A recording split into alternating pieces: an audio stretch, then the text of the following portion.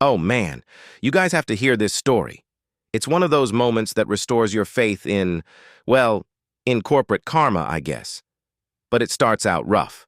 This didn't happen to me, but I heard it from a friend who was actually on the plane, and she said the tension in that first-class cabin, it was something out of a movie. So, the stage is set on a morning flight out of Atlanta headed to Phoenix, on an airline we'll call Skylark Air. We're talking first class. 10 minutes before pushback, everybody's got their mimosas, their noise-canceling headphones. You know the drill, and in seat 2A, there's this woman, Dr. Rhea Vance. Now, Dr. Vance is black, dressed in a sharp but understated charcoal suit. Not flashy, just expensive in a quiet way, like she owns the people who design the flashy stuff, right? She's scrolling through a tablet, looking totally at peace. Then, here comes the flight attendant, Brenda, a woman with a tight ponytail and an even tighter look on her face.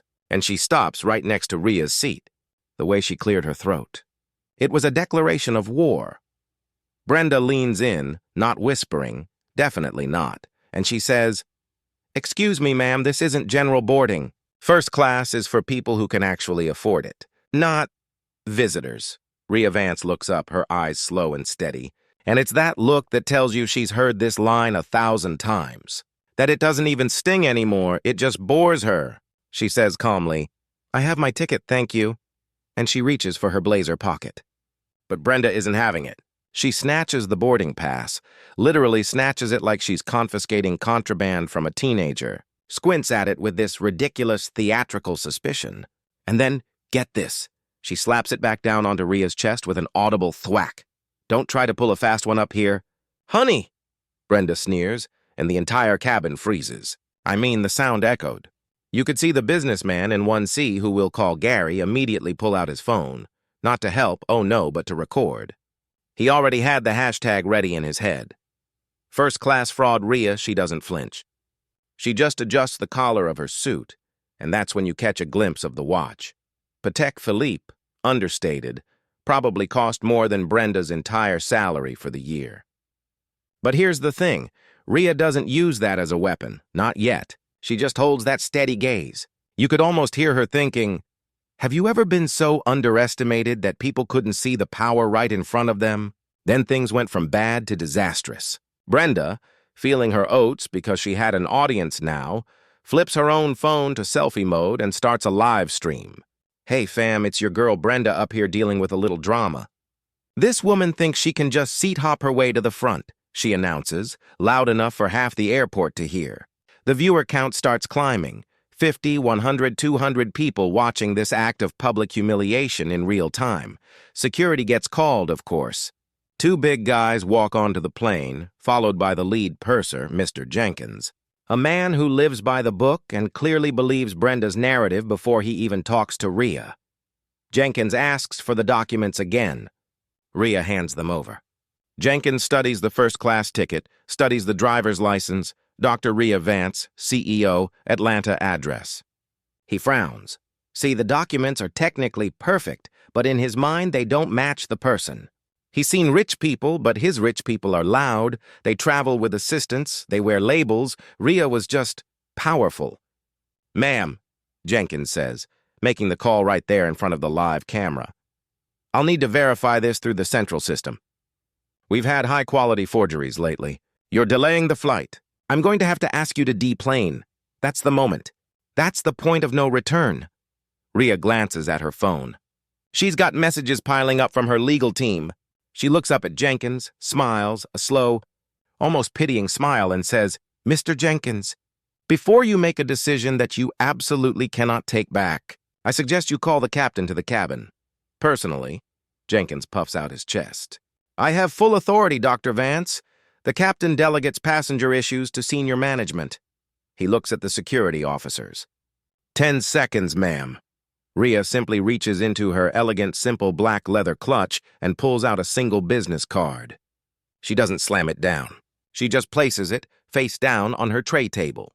She then rests her hand on it, covering the title, and says, "Then you should know that what you are doing is not just a passenger issue. It's an operational liability.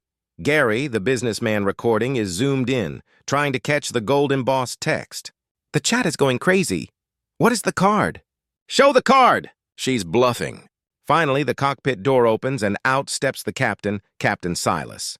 Silas is old school, a 30-year veteran, and you can tell he is absolutely furious about the delay. But when he spots Jenkins and the security officers looming over the black woman in 2A, and then he catches the absolute calm in her eyes, something gives him pause. Jenkins pulls him aside, whispering the forgery story. Silas nods, takes a deep breath, and approaches. "Ma'am, I apologize for the delay, but we must stick to procedure. I'm afraid we need you to—" Rhea lifts her hand. Just lifts her hand off the card, and there it is.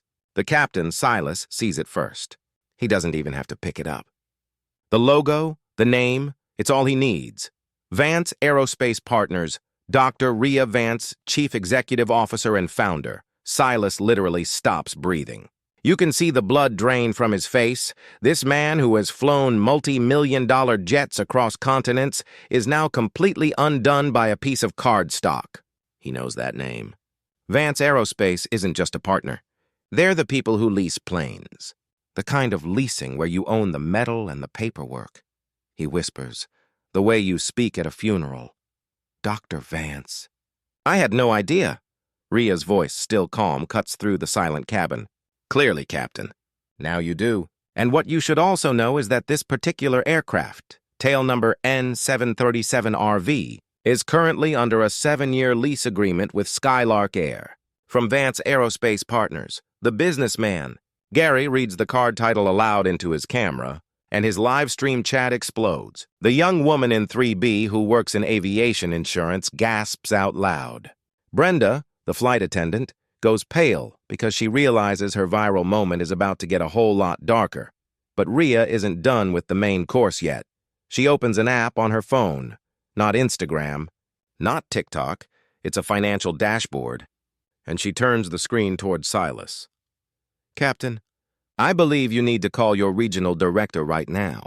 While you do that, you should be aware that the $812 million contract your airline holds with my company represents 38% of your operational fleet. And while we're talking about ownership, she pulls out a second, even simpler card. My other entity, Meridian Capital Group, holds a 14% equity stake in Skylark's parent company. Meaning I don't just lease you the plane, I own a piece of your entire company.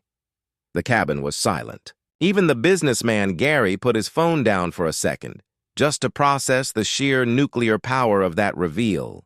Brenda, the flight attendant, looks like she's watching her life flash before her eyes. Captain Silas doesn't even bother calling the regional director. He calls the emergency line and puts it on speaker. Director Morrison, this is Silas from Flight 1247. We have a code red situation involving Dr. Rhea Vance. Morrison's voice, distant and tight, asks, the Dr. Rhea Vance of Vance Aerospace? Yes, sir.